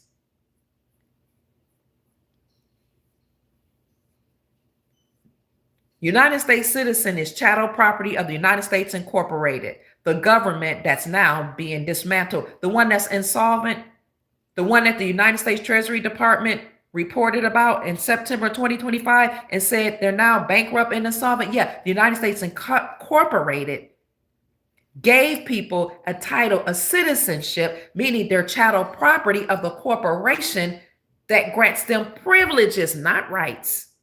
Rights are given to the sovereigns. Rights are really afforded to you by God or the Creator. So a lot of people are going to have to go back to the land of their gods, to whatever nation they're from, and they'll have rights there. You don't have rights to the land here. If your people didn't spring from the soil here, you have rights to the land from wherever you came, from whence you came.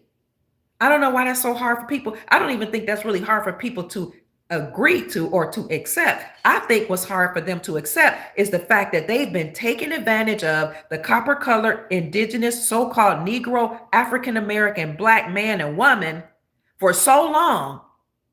They've taken advantage of their resources, their title and identity as American, and they've taken advantage of all of the enslavement and all of the theft for so long that the thought of giving it back to the proper owner just upsets them. It's hard to grasp that I'll have to give up what never belonged to me in the first place. I understand it, but I will never understand or overstand it. I understand it. I get it, I should say. But I'm going to end with this.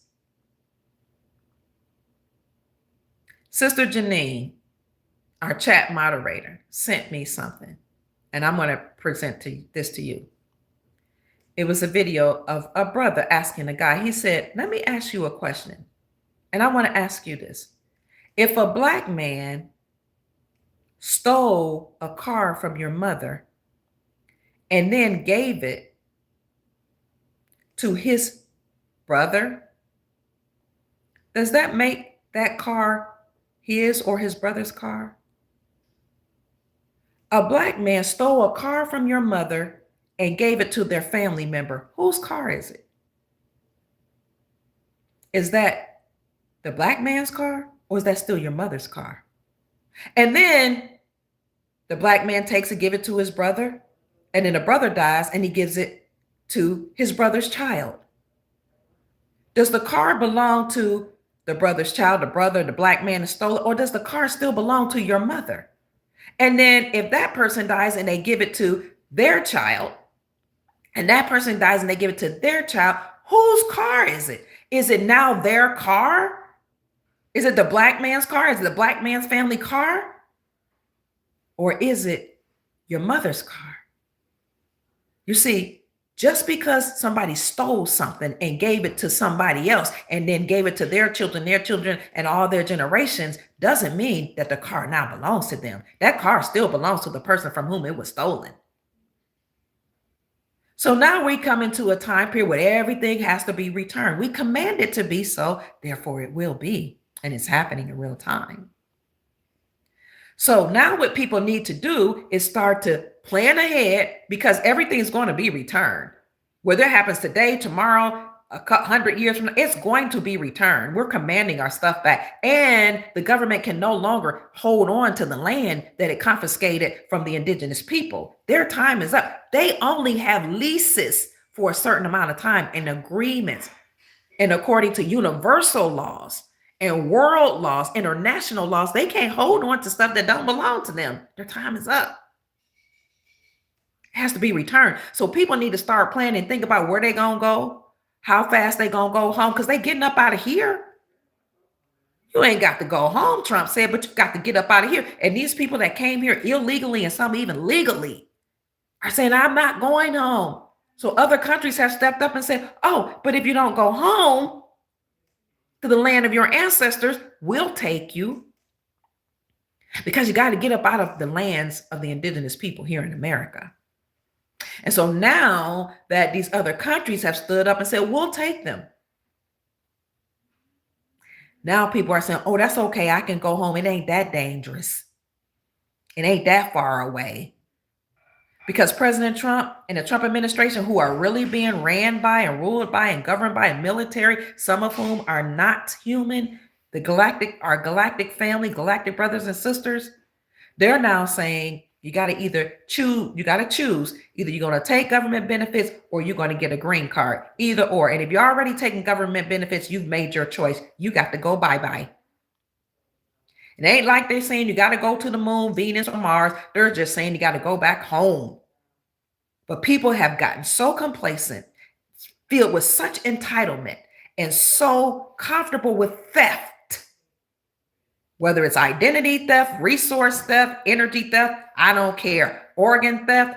They've gotten so comfortable with it that they don't want to do what's right. We don't want reparations. We want and command restoration. Restorative justice means not only do you pay for the crimes that you committed, but you return with interest.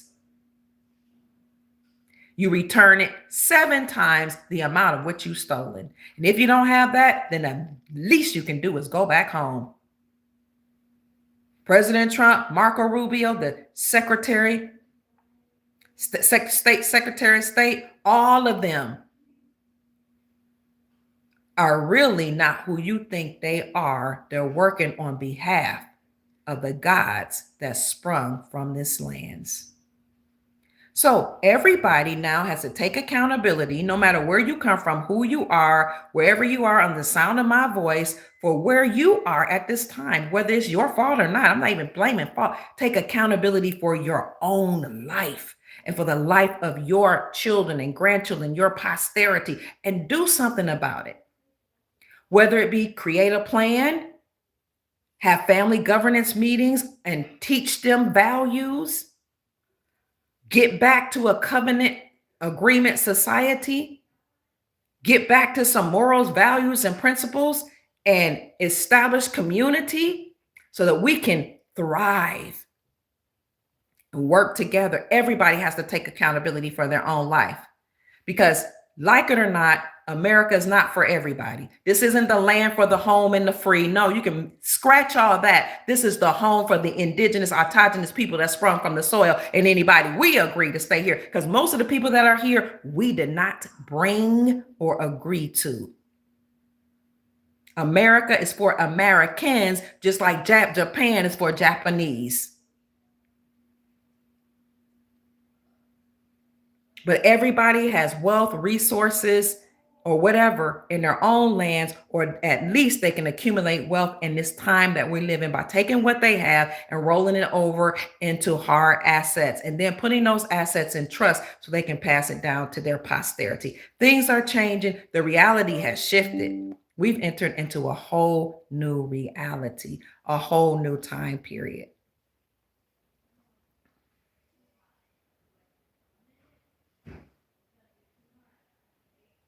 Some foreign countries don't want them, like Jamaica. A lot of foreign countries don't want people because you know why? Because they know what they've been doing to us Americans, us indigenous people here. A lot of these nations are like, no, we don't want y'all coming here because y'all were pirates. You stole from the indigenous people. You stole from the taxpayers there and you lied. You got welfare benefits. You got benefits for all your family members. And you think you about to come over into my country and do the same thing? Not on my watch. They're saying you got to go home.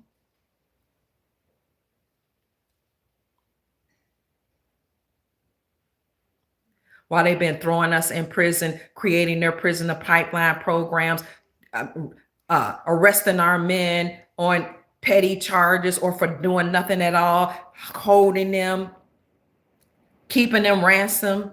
Look at my video that I did with the young elder where he talks about how they've held our people in ransom by sending them, putting them in jail, and then saying, making them call home and saying, oh, you got to post my bond, or my bail. I'm being held in ransom. Yeah, they did all kind of things. And if they didn't do it, the people foreign nationals that were here, they were complicit. Did they fight against it actively while they were on our soil? No, they did not. They exploited the enslavement and the fact that we were prisoners of war. They knew exactly what they were doing, which is why they put their businesses in their medical centers so they can practice on us in our communities and their fake food places. Talking about, oh, I'm in a poverty, I'm in a food desert in the Black community. Therefore, I'm going to create a convenience store and fill it with a bunch of junk food and processed foods and call it food. They knew exactly what they were doing while they were poisoning us in our communities in their fake stores by just declaring they were in the food desert and getting all these government benefits and grants and stealing credits from our trust. They knew what they were doing. They exploited our position as prisoners of war. so they can go home and we don't feel no way about it, except for the quicker the better, the sooner the better. I said it for you. And what's interesting, it's not just the indigenous people, it's the Europeans that were brought here. It's the so-called legal immigrants that are here. Everybody's sick and tired of just anybody bum rushing our borders because we know that they were laundering money, confiscating our wealth, sending it back to their nation, paying off the cartel that allowed them to be here, trafficking women and putting them on the stripper pole or putting them in pornography and then feeding that poison to our husbands. No, we're all ready for them to go. The sooner the better. And I don't care who doesn't like it, because what's true is true. It's happening whether people like it or not. Anybody here unlawfully or that's doing nefarious things or that exploited the indigenous people here have to go. Their time is up, period. And anybody that refuses to go, that means they're complicit in the criminality and enslavement of the people here in these Americas. And what's interesting to me is that some people will fight against that and will speak against that and try to make Americans feel guilty for wanting to be free from their enslavement or entanglement. No, we don't feel guilty. No, nobody's being racist. A racist erase the resources, and you've had your time getting the resources, racing to resources that belong to us. That's what racism is, a race to resources. Who gonna get the Americans' resources the fastest? Who gonna take from the indigenous people that are prisoners of war the fastest, and who's gonna do the most? Who gonna take the most land and then stake their poles and their flags on their lands and have multi-generational living on their lands the fastest? Who's gonna do it? The time is up. It's a new season, it's a new day.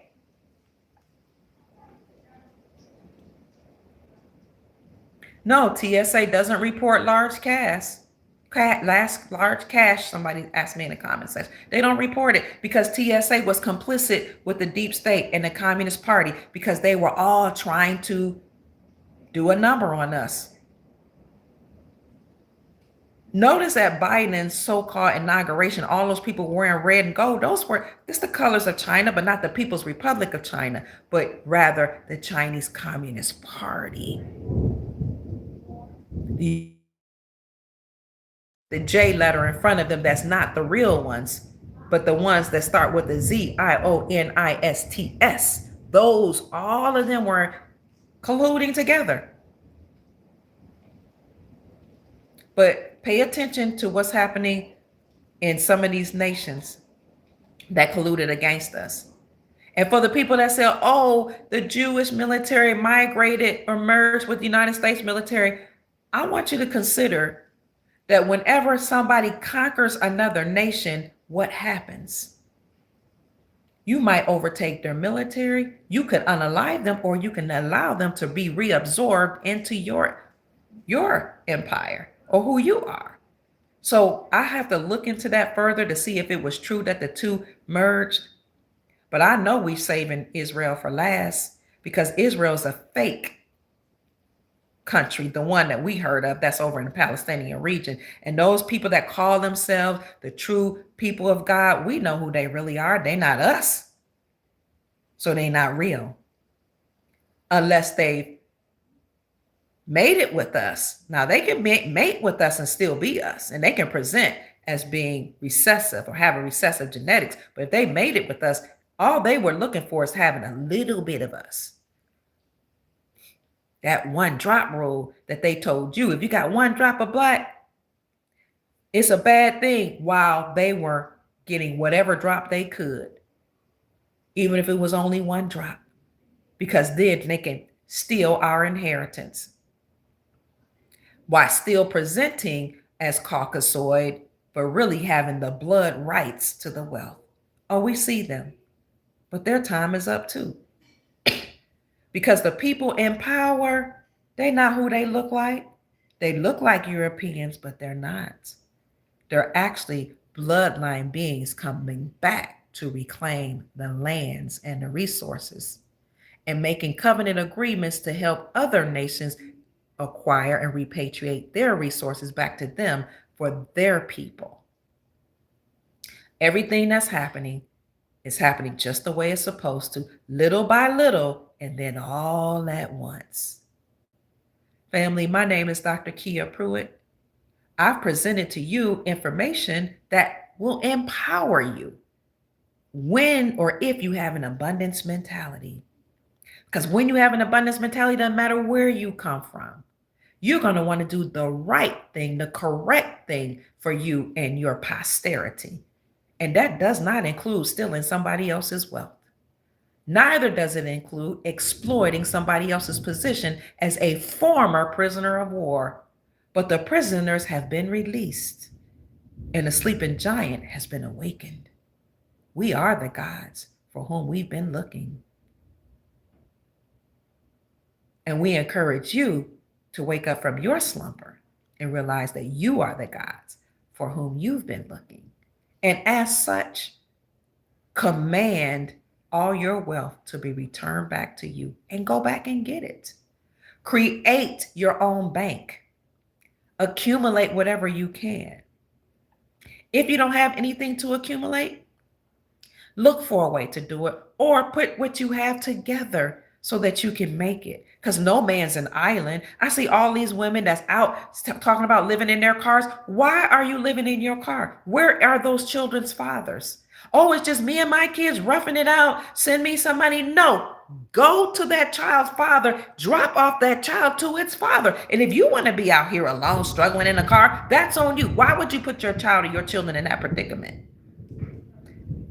Give it to its father. Go home to your parents. We're acting like we don't have any other options, but we've been so conditioned to blame everybody else for our predicament that we rather struggle and take our children to hell with us and let them live in poverty in the street and on the road in a car. Where's the father? And if you're a man, what's the mother? And if you're a man or a woman, where are your parents? What about your grandparents, your aunt, your uncle, a church, a pastor, a priest, a prelate, somebody, the elders? Most people don't have to struggle, is where I'm getting at. And if you are a church, are your doors open? Are you helping the people? What are you doing with that 501c3?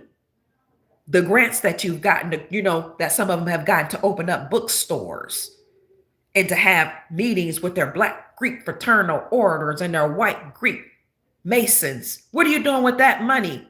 Why isn't your cabinet open for the hungry? Have you utilized the money to create housing? Because nobody should be suffering or struggling in this reality when there's more than enough.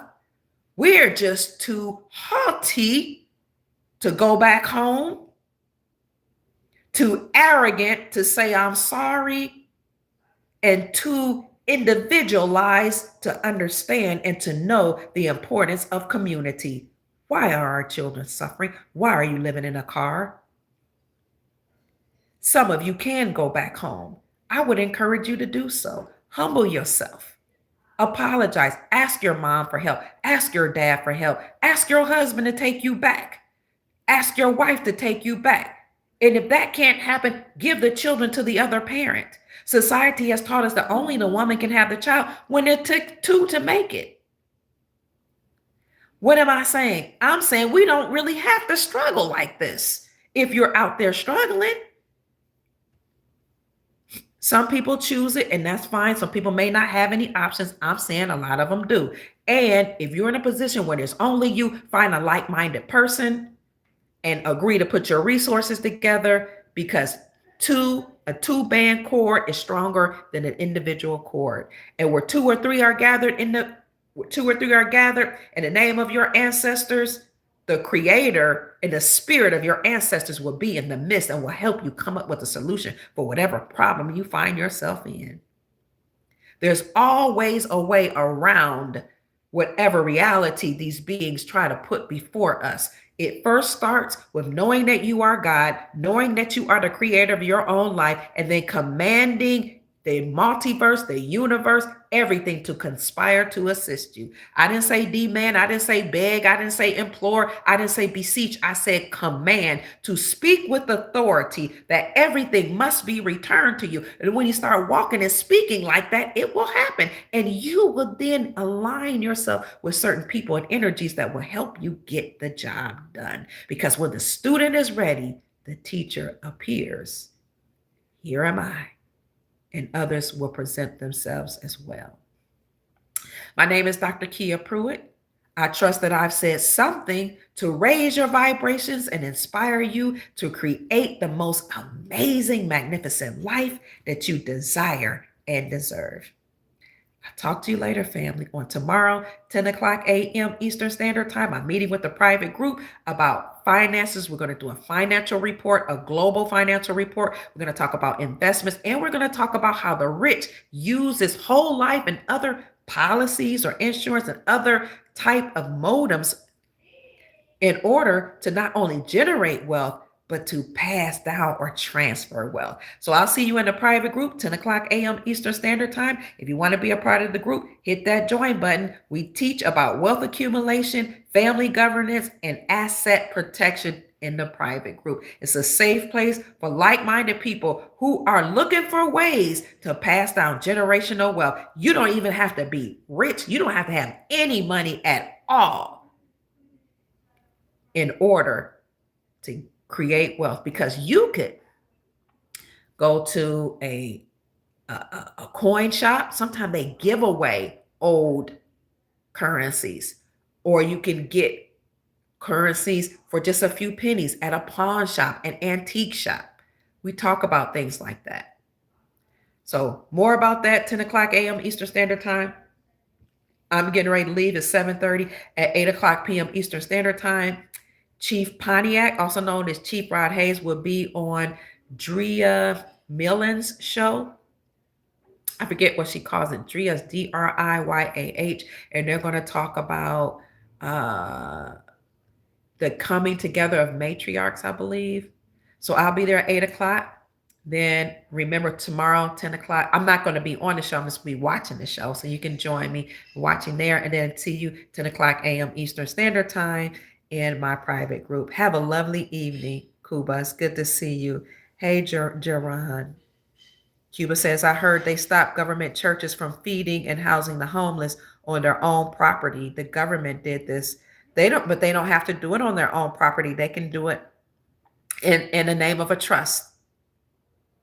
You see, they can do it in the name of a trust on lands that the trust owns, and the church won't own it. They can find a way. There's always a way to circumvent the government and the deep state.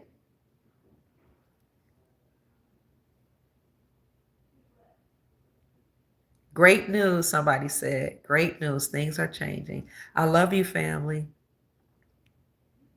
I love you, and I'll see you later. See you on the other side, 10 o'clock a.m. Eastern Standard Time in the private group. Hit that like button on your way out, share the video, subscribe to the channel, and join our private membership group. And we'll talk about investments, living in a wealthy reality, and how you can generate and protect wealth and assets for your posterity, your future generations. Peace, family.